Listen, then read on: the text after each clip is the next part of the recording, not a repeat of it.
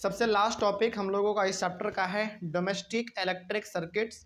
पिछले वाले क्लास में हम लोगों ने अपने बोर्ड पे फ्लेमिंग का लेफ्ट हैंड रूल क्या है ये हम लोगों ने समझा, और उसका रिजल्ट क्या होता है, किन किन बातों पे वो डिपेंड करता है, ये हम लोग देख चुके हैं। और अब हम लोग डिस्कस करने जा रहे हैं अपने इस चैप्टर के सबसे लास्ट वाले टॉपिक को। टॉपिक का नाम होगा डोमेस्टिक इलेक्ट्रिक सर्किट्स। इसमें बेसिकली हम लोग बात करेंगे वो सर्किट के बारे में जो हमारे घरों में इस्तेमाल होता है, यानी कि हमारे घरों में जो पूरा वायरिंग किया रहता है, पूरा इलेक्ट्रिकल चीज़ें जो हैं वो किस तरीके से काम करते हैं उसके बारे में ही हम लोगों को यहाँ पे बात करना है। तो सबसे पहले यहाँ पे हम लोगों को डिस्कस करना है कि मेंस क्या होता है। देखा जाए, इसमें कहा जा रहा है कि the supply of electric power in a house is through a main supply of electricity board which is generally called mains। देखो, हम सभी के घर में जो बिजली आता है ना, वो कहीं ना कहीं एक इलेक्ट्रिसिटी का बोर्ड होता है, यानी कि हेड क्वार्टर होता है। वहीं से आपके घरों में बिजली पहुंचाया जाता है। जैसे हम लोग बोलते हैं कि लाइन कट गया, तो लाइन कहाँ से काटा जाता है? वही मेन पावर सप्लाई से ही काटा जाता है, तो उसी को हम लोग कहते हैं मेन्स। बात समझ में आ रही है? तो जैसे आपके पूरे पटना में जो बिजली आ रहा है, कहीं ना कहीं एक ऐसा जगह जरूर रहा होगा जहाँ पे पूरे बिजली का कारोबार होता होगा। कारोबार मतलब बहुत बड़ा बोर्ड लगा होगा, वहीं से बिजली काटा जाता होगा या फिर वहीं से बिजली हम लोगों को दिया जाता होगा। तो बेसिकली हमारे घरों में जहाँ से बिजली आ रहा है वो एक बोर्ड है, मतलब बहुत बड़ा वहाँ पे सिस्टम लगा रहता है, वहीं से हमारे घरों में बिजली आता है और उसी जगह को हम लोग क्या कह देते हैं? मेन्स कह देते हैं। ठीक है, आगे तो सिंपल से याद रखिएगा, मेंस का मतलब है कि जिस जगह से आपके घर में बिजली आता है, मतलब जहां से आपके घर में बिजली आता है उसी को हम लोग कहते हैं मेंस। आगे, हालांकि टॉपिक तो थोड़ा सा बहुत मिला जुला इसमें पॉइंट लिखे हुए हैं, लेकिन हम लोग इसको समझने के लिए अपने अकॉर्डिंग डिवाइड कर लेंगे। तो अगला हम लोग इसमें पढ़ेंगे to wires in electric supply. हमारे घरों में जो इलेक्ट्रिसिटी आता है, यानी कि हमारे घर में जो बिजली आता है, उसमें ना आपने अक्सर देखा होगा कि ज़्यादातर हम लोग दो वायर का इस्तेमाल करते हैं। आपने कभी गौर किया होगा तो आपने देखा होगा कि हमारे घरों में जो बिजली आता है उसमें हम लोग दो वायर बहुत इस्तेमाल करते हैं। अब वो दो वायर कैसा होता है जरा इसके बारे में देख लो। The electric power is supplied in our homes through two wires which are live wire, जिसको हम लोग पॉजिटिव भी कहते हैं, और न्यूट्रल वायर, जिसको हम लोग नेगेटिव भी कहते हैं। तो हमारे घरों में जो बिजली सप्लाई होता है वो बेसिकली दो वायर के थ्रू होता है, यानी कि दो तार उसमें लगे रहते हैं।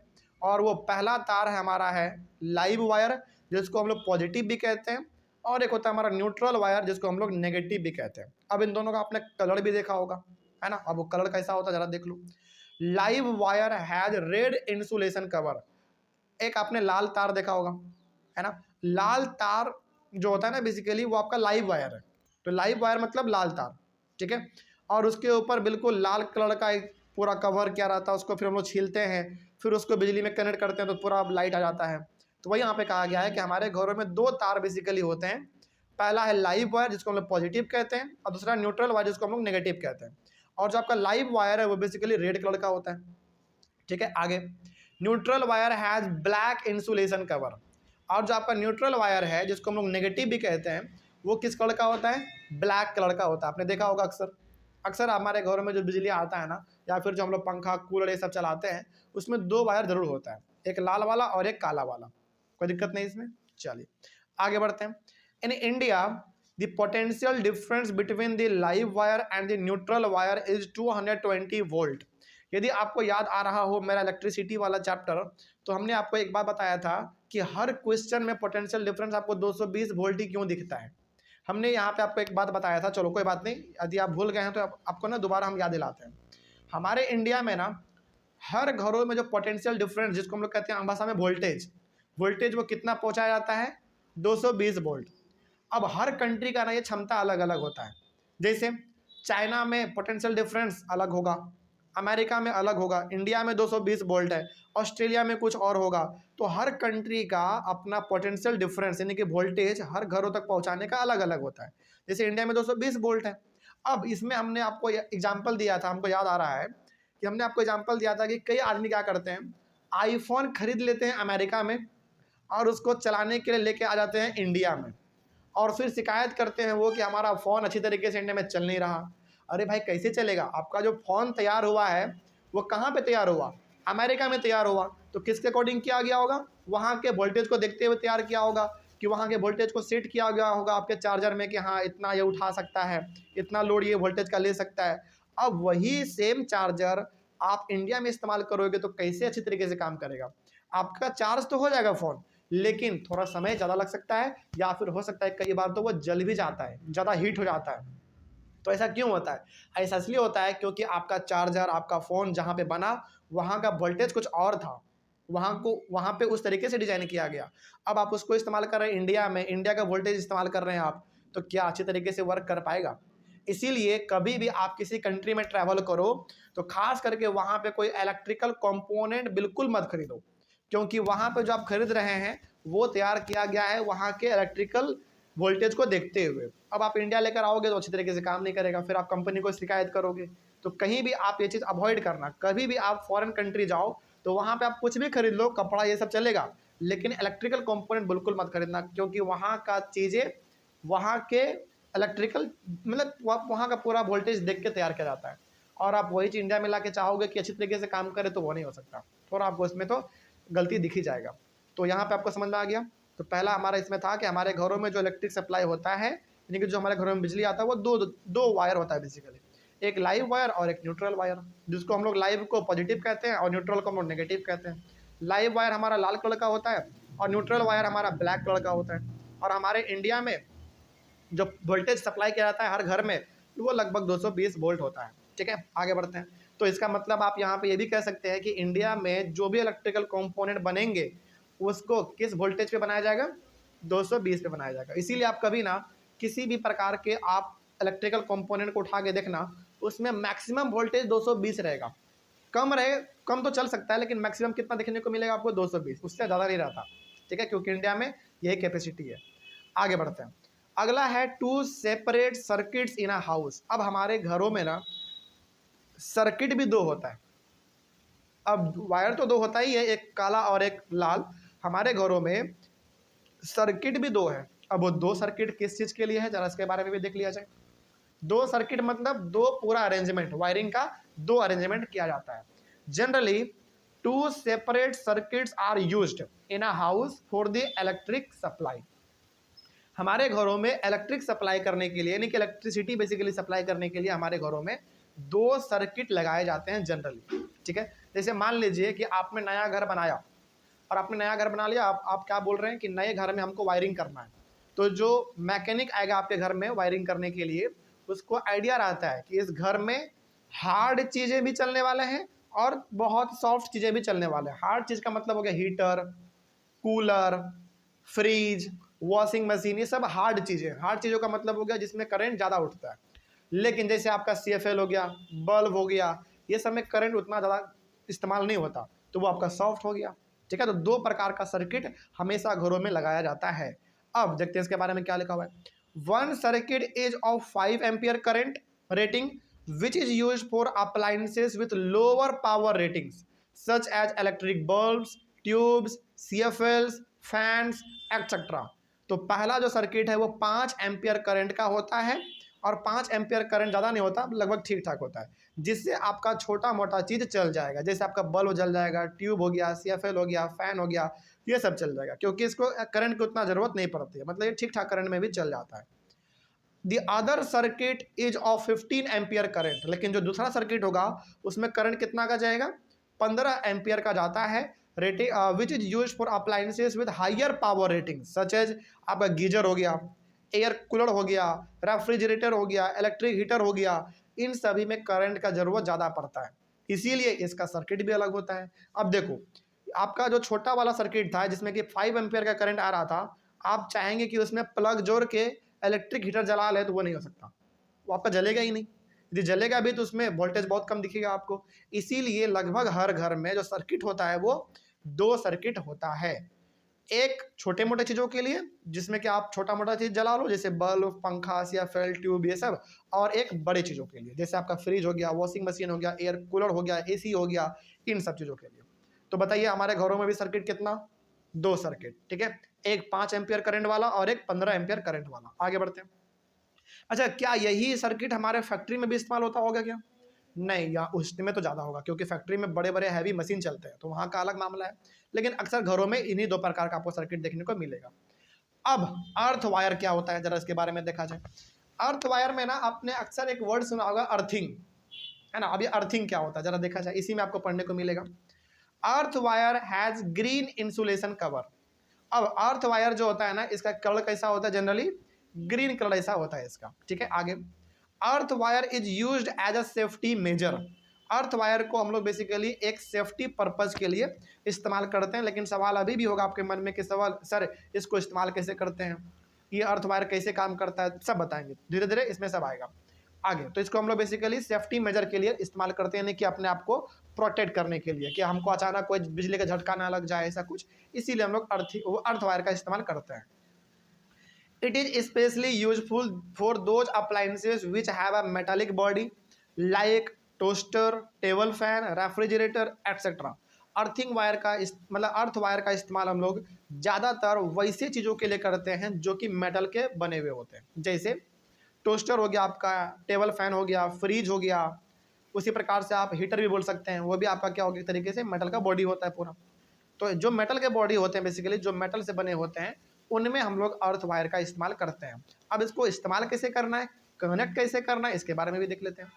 Earth wire is usually connected to a metal plate deep in the earth near the house. हम लोग क्या करते हैं, अपने घर के बाहर या फिर घर के पीछे वाले हिस्से में बहुत बड़ा गड्ढा एक खोदते हैं, और उस गड्ढे में ना हम लोग एक मेटल प्लेट डालते हैं, मतलब कि एक प्लेट जो कि मेटल का होता है, और उस प्लेट से हम लोग क्या एक जोड़ देते हैं, वायर जोड़ देते हैं।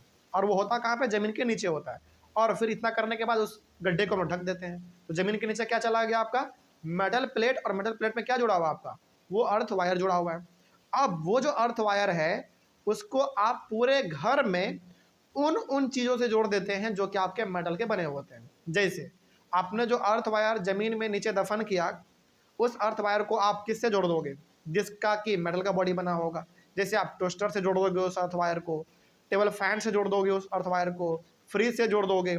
अब इससे होता क्या, इसका ना सबसे बड़ा बेनिफिट ये है कि मान लीजिए कहीं पर, जैसे मान लीजिए कि आपके फ्रिज में ना कहीं पर करंट आपको आ रहा है, तो वो करंट का झटका गलती से भी आपने छू लिया मान लीजिए फ्रिज को, तो झटका आपको बहुत ही कम लगता है, क्योंकि ज़्यादा करंट तो किसने खींच लिया बताओ, अर्थ वायर ने खींच लिया, और वो खींच के कहाँ दे दिया, ज़मीन के नीचे दे दिया, यानी कि ज़मीन को ट्रांसफ़र कर दिया। तो क्या आपको ज़्यादा शॉक लग पाएगा, नहीं लग पाएगा। यही इसका सबसे बड़ा बेनिफिट है। तो याद रखिएगा अर्थ वायर कैसे काम करता है। अर्थ वायर को सिंपली हम लोग घर के आगे या फिर घर के पीछे वाले हिस्से में एक ज़मीन खोद के उसके नीचे एक मेटल का प्लेट डालते हैं, और उसके साथ हम लोग अर्थ वायर को जोड़ देते हैं, फिर उस गड्ढे को ढक देते हैं, और उस अर्थ वायर को हम लोग पूरे घर में उन चीज़ों से जोड़ देते हैं जो कि बेसिकली मेटल के बने होते हैं, जैसे आपका फ्रिज, टेबल फैन, टोस्टर, ये सब। अब मान लीजिए कि इन सभी इलेक्ट्रिकल कंपोनेंट में कहीं पर भी थोड़ा सा भी आपको बिजली ऐसा लग रहा है कि हाँ बिजली आ सकता है, और मान लीजिए कहीं पे बिजली आ भी रहा है, गलती से आपने छू लिया, तो आपको उतना शॉक नहीं लगता, क्योंकि अधिकतर करंट तो आपका किसने खींच लिया, अर्थ वायर ने खींच लिया, और वो ट्रांसफर हो गया धरती में, तो इसीलिए आपको शॉक नहीं लगता। तो अगला पॉइंट वही यहाँ पे लिखा गया है कि दी मेटालिक बॉडी, यानी कि बेसिकली अप्लायंस का बात कर रहा है, is connected to the earth wire which provides a low resistance conducting path for the current. तो जब आप उस अर्थ वायर को अप्लायंस से जोड़ देते हैं और गलती से जिसमें करंट आ रहा है उस अप्लायंस में, तो उसका आपको झटका ज़्यादा नहीं लगता, और पूरा का पूरा वो शॉक धरती को ट्रांसफर हो जाता है, अर्थ को ट्रांसफर हो जाता है। वही बात होता है इसमें आगे। दस it ensures that any leakage of current to the metallic body of the appliance keeps it potential to that of the earth and the user may not get a severe electric shock। तो यदि किसी प्रकार का leakage रहता है उस metal body में, तो उस लीकेज से क्या होगा भाई, आपको करंट लग सकता है, लेकिन उस करंट का झटका आपको ज़्यादा महसूस नहीं होता है, क्योंकि उसका सारा क्षमता कहाँ चल जाता है, यानी कि सारा इलेक्ट्रिसिटी ज़मीन को ट्रांसफ़र हो जाता है, इसीलिए हम लोगों को ज़्यादा भयंकर शॉक नहीं लगता है। और ये अर्थ वायर का सिस्टम बहुत अच्छा है, ठीक है, क्योंकि इससे ना आदमी का जान भी बच जाता है, क्योंकि कई बार जो जिनको उतना समझ नहीं होता है वो गलती से यदि छू लेते हैं तो बहुत भयंकर इसका नुकसान भी देखने को मिलता है। तो अर्थ वायर बहुत अच्छा काम करता है। आगे अब आपका है फ्यूज, इलेक्ट्रिक फ्यूज। हालांकि फ्यूज के बारे में आपने इलेक्ट्रिसिटी चैप्टर में भी पढ़ा था। फ्यूज बेसिकली क्या करता है, हमारे घर में ना एक ऐसा जरूर बोर्ड होता है जहाँ से पूरे हमारे घर में इलेक्ट्रिक सप्लाई हो रहा होता है, यानी कि हमारा मेन स्विच वहीं पे होता है। तो वहीं पे हम लोग क्या कर देते हैं, अपने मेन स्विच में एक फ्यूज लगा देते हैं। और फ्यूज बेसिकली करता ये है कि यदि हमारे पूरे घर का अचानक करंट बढ़ जाएगा तो वो फ्यूज अपने आप को जला लेता है, और जलाने से क्या हो जाता है, सर्किट आपका ब्रेक हो जाता है। अब आप खुद सोचो कि आपका सर्किट जब ब्रेक हो गया तो क्या आपके घर के सारे कंपोनेंट जलेंगे या फिर बचे रहेंगे? बचे रहेंगे, बचे रहेंगे, क्योंकि सर्किट तो ब्रेक हो गया, बच जाएंगे वो। तो इलेक्ट्रिक फ्यूज का काम ही ये होता है कि बेसिकली आपके घर में जो कभी कभी हाई वोल्टेज बढ़ जाता है या फिर बहुत इलेक्ट्रिक करंट सप्लाई हो जाता है, तो यदि आप इलेक्ट्रिक फ्यूज का इस्तेमाल नहीं करेंगे ना, तो हो सकता है कि आपका टीवी ब्लास्ट कर जाए, फ्रिज आपका बर्बाद हो जाए, आपका इलेक्ट्रिक हीटर पूरी तरीके से खराब हो जाए। ये तब होता है जब इलेक्ट्रिक फ्यूज का इस्तेमाल नहीं करते हैं तब। लेकिन इलेक्ट्रिक फ्यूज यदि आप इस्तेमाल कर रहे हैं तो वो मेन सर्किट को ब्रेक कर देता है, तोड़ देता है, और उससे आपका इलेक्ट्रिसिटी पूरे घर में पास ही नहीं हो पाता। इसलिए आपका घर के सारे कंपोनेंट बचे के बचे रह जाते हैं और आप मुश्किल से, ये फ्यूज 20 से 25 रुपये का मार्केट में आता है। इसीलिए आज से आप अपने घर में इलेक्ट्रिक फ्यूज का इस्तेमाल किया करो, क्योंकि 20-30 रुपये का सामान आपके लाखों का संपत्ति बचा सकता है। बहुत इंपॉर्टेंट होता है ये। और मार्केट में आप जाओ, सिंपली बोलना कि हमको इलेक्ट्रिक फ्यूज चाहिए, और वो बोलेगा कितने एम्पियर का, तो आप बोलना कि नॉर्मली घर में जितना लगता है आप उतना दे दो, वो दे देता है मार्केट वाला। ठीक है, चलिए खैर इसमें देखते हैं क्या लिखा हुआ है। हालांकि इसके बारे में अपने इलेक्ट्रिसिटी चैप्टर में भी बहुत पढ़ा था, इलेक्ट्रिसिटी चैप्टर में हम लोग पढ़ चुके हैं। खैर आगे देखते हैं क्या लिखा हुआ है। Electric fuse is an important component of all domestic circuits, यानी कि हमारे घरों में जितने भी सर्किट हैं उनका ये बहुत एक अहम हिस्सा है। क्योंकि यदि आप इसका इस्तेमाल नहीं करोगे और गलती से कभी करंट बढ़ गया गलती से, तो पूरे आपके घर के डैमेज कर दो, मतलब घर के अप्लायंस को पूरा डैमेज कर देगा। और कई बार तो इसका नतीजा ये भी होता है कि घरों में आग भी लग जाता है। कई बार आप सुनते होंगे कि बिना मतलब का घर में आग लग गया, कोई कारण नहीं था। तो यही कारण होता है इलेक्ट्रिक फ्यूज ना लगाने का। वोल्टेज अचानक बढ़ता है, अचानक ब्लास्ट हो जाता है हर चीज़ आपका, और धीरे धीरे वायर में आग लगने की वजह से पूरे घर में आग फैल जाता है। लेकिन यदि आप इलेक्ट्रिक फ्यूज इस्तेमाल करेंगे अपने मेन सप्लाई में ही, यानी कि मेन इलेक्ट्रिक बोर्ड में ही अपने घर में, तो वहीं पे आपका सर्किट ब्रेक हो जाएगा और आपके पूरे घर का सामान बचा रह जाएगा। आगे, a fuse in a circuit prevents damage to the appliances and the circuit due to overloading. मतलब कि ओवरलोडिंग का सिंपल सा मतलब है, हम लोग बोलते हैं ना शॉर्ट सर्किट। शॉर्ट सर्किट का सिंपल सा मतलब होता है कभी करंट का अचानक बढ़ जाना, कभी करंट का अचानक घट जाना। जब ऐसा होता है तो आपका पूरा का पूरा घर का पूरा कंपोनेंट बर्बाद हो सकता है, लेकिन उस बर्बादी को एक इलेक्ट्रिक फ्यूज लगाने से बचाया भी जा सकता है। ठीक है, तो ये हो गया हमारा इलेक्ट्रिक फ्यूज के बारे में। अब इसमें एक वर्ड इस्तेमाल हुआ ओवरलोडिंग, है ना। अब ओवरलोडिंग के बारे में थोड़ा सा हम लोग डीपली जान लेते हैं कि आखिर ओवरलोडिंग होता क्या है। और ओवरलोडिंग के बारे में कई बार एग्जाम में पूछा भी गया है, इसको ध्यान से आप समझ लीजिए। ओवरलोडिंग का मतलब है क्या, समझो। Overloading can occur when the live wire and the neutral wire come into direct contact. अच्छा चलो इसका ना एग्जांपल आपको देते हैं, बहुत अच्छा एग्जांपल। जब बरसात के समय में खास करके जब आंधी तूफान ज़्यादा आता है और बिजली कटा हुआ नहीं रहता है, तो आपने अक्सर देखा होगा कि दो वायर आपस में जब सट जाता है ना, तो बहुत जोर से ब्लास्ट करता है या फिर चिरचिराहट का आवाज़ हो जाता है। उसी को हम लोग कहते हैं ओवरलोडिंग। या फिर आप ओवरलोडिंग का मतलब ये भी समझो कि अचानक घर में कभी कभी वोल्टेज घट जाता है, कभी अचानक बढ़ जाता है, वही हमारा ओवरलोडिंग कहलाता है। ये क्यों होता है? पहला तो हो सकता है कि लाइव वायर और न्यूट्रल वायर दोनों आपस में सट गया, पहला ये हो सकता है इसका कारण होने का। दूसरा कारण ओवरलोडिंग कब हो सकता है? Overloading can also occur due to an accidental hike in this supply voltage. Accidental hike का मतलब है कि वोल्टेज का कभी अचानक बढ़ जाना, कभी अचानक घट जाना। इस वजह से भी आपका शॉर्ट सर्किट देखने को मिलता है। आप देखते हैं ना, हमारे घर में क्या बोलते हैं, हमारी मम्मी लोग खास करके क्या बोलती है कि वोल्टेज अचानक घट गया तो बोलती है कि जितना भी टीवी वीवी हो सब बंद कर दो, क्योंकि हो सकता है कि अचानक वोल्टेज आया ब्लास्ट कर जाए, है ना। हमारे मम्मी लोग ऐसा बोलती हैं, तो उनका कहना भी सही है और कई बार ऐसा हो भी जाता है। लेकिन हाँ, यदि आपने इलेक्ट्रिक फ्यूज लगा रखा है तो आपको सोचने की कोई दिक्कत नहीं है, आपका सब चीज़ सेफ रहेगा। ठीक है, तो ओवरलोडिंग और कब होता है? एक्सीडेंटल हाइक इन दी सप्लाई वोल्टेज, यानी कि इसका मतलब ये हो गया कि वोल्टेज कभी कभार अचानक भी घट जाता है और बढ़ जाता है। ठीक है, तो ऐसा होने से भी ओवरलोडिंग हो जाता है, शॉर्ट सर्किट हो जाता है। आगे, sometimes overloading can also occur by connecting to many appliances to a single socket. अच्छा, कई बार आपने देखा होगा ना, अब तो हालांकि वो सिस्टम धीरे धीरे घट रहा है, पहले बिजली चोरी बहुत होता था, लेकिन नंगा वायर रहता था और उसमें लोग खुदन फंसा लेते थे अपने घर में, फिर बिजली फ्री इस्तेमाल करते थे। अब आपने देखा होगा खास करके कि पहले जब खुदन फंसाने का सिस्टम था, बिजली चोरी बहुत होता था पहले। एक ही वायर में 10-15 खुदन लगा हुआ है, मतलब कि एक सिंगल वायर में आपने कितने सारे तार को जोड़ दिया। उससे क्या होता था, अचानक सर्किट होता, मतलब शॉर्ट सर्किट होता था, कभी घट गया वोल्टेज, कभी बढ़ गया, और उसमें ना तार बहुत हिलता था, क्योंकि हर आदमी लकड़ी से लगाता था, तो बहुत इसमें समस्या था। तो बहुत ज़्यादा अप्लायंस, यानी कि बहुत ज़्यादा अप्लायंस का मैंने मतलब कहने का मतलब यहाँ पे है कि बहुत सारा तार एक ही वायर में जोड़ देने की वजह से भी आपका शॉर्ट सर्किट यानी कि ओवरलोडिंग हो जाता था। ठीक है, तो ये तरीका बताया जा रहा है आपको कि किस तरीके से ओवरलोडिंग होता है। आगे, in such a situation the current in the circuit suddenly increases, और जब ओवरलोडिंग होता है तो अचानक करंट आपका बढ़ जाता है ना। This is called short circuiting, और इसी को हम लोग कहते हैं शॉर्ट सर्किटिंग। तो ओवरलोडिंग बोलो या फिर शॉर्ट सर्किटिंग बोलो, दोनों का मतलब सेम होता है, और इसका सिंपल सा मतलब है कि वोल्टेज का भी घट जाना और कभी बढ़ जाना या फिर करंट का कभी घट जाना, करंट का कभी बढ़ जाना।